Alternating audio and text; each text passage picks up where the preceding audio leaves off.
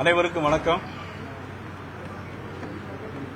இந்த நேரத்தில் நமது ஆடிட்டர் சுந்தராமன் அவர்கள், அவரோடு இணைந்து ஆடிட்டர் அரவிந்த் அவர்களும் சேர்ந்து peopleFriendlyGST.com மாணவர்கள் மத்தியிலே இதனுடைய விழிப்புணர்வு உணர வேண்டும் என்பதற்காக இந்த .com-ஐ உருவாக்கியிருக்கிறார்கள். காரணம், ஏற்கனவே வியாபார மக்கள், வியாபாரிகள் எல்லோருமே இதை உணர்ந்திருக்கிறார்கள். நாங்கள் ஏற்கனவே அன்னைக்கு பாண்டி பஜாரில் திரு கரு நாகராஜன் அவர்கள், அண்ணன் சக்கரவர்த்தி அவர்கள் எல்லோரும் கடைக்கடையாக ஏறி ஒவ்வொரு பொருளுடைய விலை எவ்வளவு குறைந்திருக்குன்னு கேட்டோம். ஸ்வீட்லாம் பார்த்தீங்கன்னா 1 கிலோ வாங்கினாக்கி, ஸ்வீட் காரம்லாம் வாங்கினாக்கி 1 கிலோவுக்கு 100 ரூபா குறைந்திருக்குன்னு சொல்லி சொன்னாங்க. அது மாதிரி பெண்களுடைய மேக்கப் செட்டுக்கு போயாச்சுன்னா எல்லாமே 28% இருந்த அந்த வரி இப்போ 10% குறைச்சிருக்கிறாங்க. 12% ஃபுல்லா எடுத்துட்டு 12% இருந்த வரியை 5% மாற்றிருக்காங்க.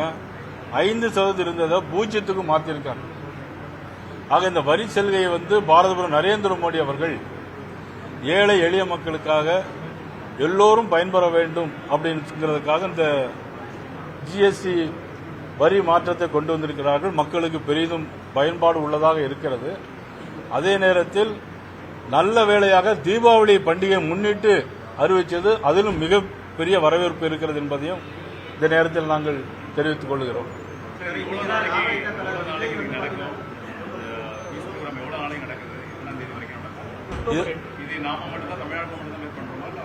இல்ல இப்போ ஆரம்பிச்சிருக்காங்க. தொடர்ந்து எல்லா இடங்களிலும் அவருடைய தலைமையில் எல்லாரும் ஏற்பாடு பண்ணுவாங்க. எல்லா தலைநகர்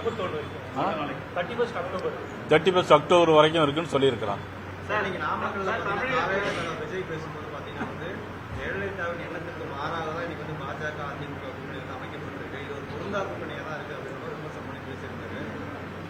அதாவது புரட்சித் தலைவி அம்மான்னு சொல்லணும். முதல்ல அவர் அப்படி சொல்ல படிச்சுக்கணும். ஒன்று, 1998 ஜனவரி 1ஆம் தேதி திருநெல்வேலி தாமிரபரணி ஆத்தங்கரையில் அதிமுக வெள்ளி விழா மாநாடு நடந்துச்சு. அந்த வெள்ளி விழா மாநாட்டில் பங்கேற்றது யார் தெரியுமா? நமது மதிப்புக்குரிய அத்வானி அவர்கள் அந்த மாநாட்டில் கலந்துக்கிட்டு, அப்போ நடந்த பாராளுமன்ற தேர்தலில் பாரதிய ஜனதா கட்சியும் அதிமுகவும் கூட்டணி சேர்ந்து மத்திய அமைச்சரை அமைச்சது என்பது அவருக்கு தெரியுமா? அவருக்கு தெரியுமா தெரியாதா? அவருக்கு நான் சொல்ல புரட்சித்திலே அம்மாவை ஏற்கனவே கூட்டணி வச்சிருக்காங்களே, அது தெரியுமா அவருக்குங்கிறதா உங்கள்கிட்ட கேட்கிறேன்.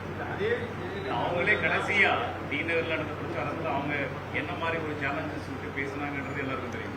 என்ன மாதிரி சேலஞ்சு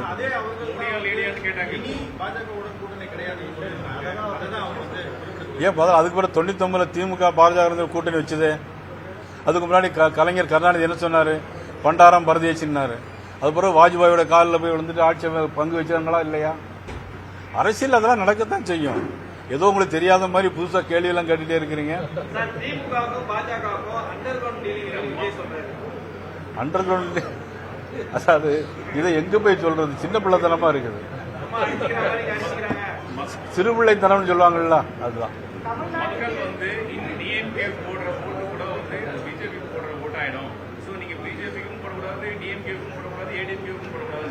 இவர் இதுவரைக்கும் தேர்தலில் நின்றுருக்காரா? ஆமா, தேர்தலே நிக்காத ஒருத்தர் இந்தியாவில் இல்ல உலகத்திலே மிகப்பெரிய கட்சி எப்படி பேசுறது எந்த வகையில பொருந்தும்? எந்த வகையில பொருந்தும்? தமிழ்நாட்டுக்கு பிஜேபி எதுவுமே செய்யல அப்படின்னு.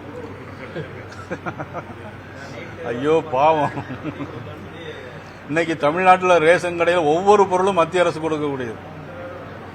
தமிழ்நாட்டில் இன்னைக்கு 4 வழி அவர் போறாருல, சாலை ரோடு யார் போட்டது? மத்திய அரசு போட்டது. சல்லுன்னு போறாருல வேன்ல. 11 மெடிக்கல் காலேஜ் யார் கொண்டு வந்தது? பாரத பிரதமர் நரேந்திர மோடி அவர்கள் கொண்டு வந்தது. தூத்துக்குடியில இன்னைக்கு விமான நிலையம் யார் கொண்டு வந்தது? பாரத பிரதமர் நரேந்திர மோடி அவர்கள் கொண்டு. தெரியுமா இவருக்கு? ஏன் இந்த மாதிரி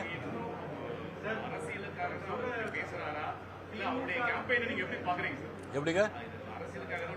இது அரசியல் மாதிரி இது அரசியல் மாதிரியே தெரியல அவர் பண்ற ஏதோ சினிமா நடிக்கிற மாதிரி தான் இருக்கு எனக்கு.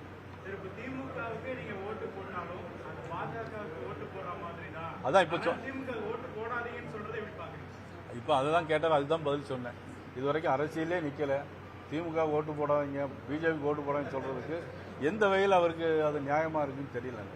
நீங்க ஒரு பொலிட்டிஷியனாவே நான் பார்க்கல, இன்னும் நடிகராக தான் தெரிகிறாருன்னு சொல்றீங்க. பட் பாத்தீங்கன்னா நான் அப்படி சொல்லல, நான் அப்படி நீங்க சொல்ற மாதிரி நான் ஒன்றும் சொல்லல, நான் அப்படி சொல்லல.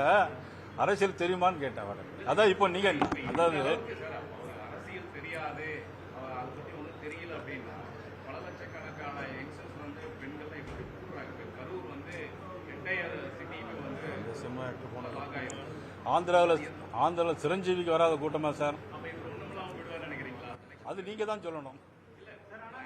அது எனக்கு தெரியும்.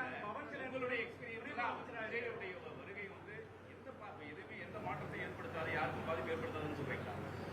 நான் வந்து யாருக்கும் எந்த மாற்றத்தையும் ஏற்படுத்தாது. தேர்தலில் உங்களுக்கு முடிவுகள் தெரியும். தனியா நிற்கும் போது வரல, கூட்டணி சேர்ந்த பிறகு தானே வந்தாங்க.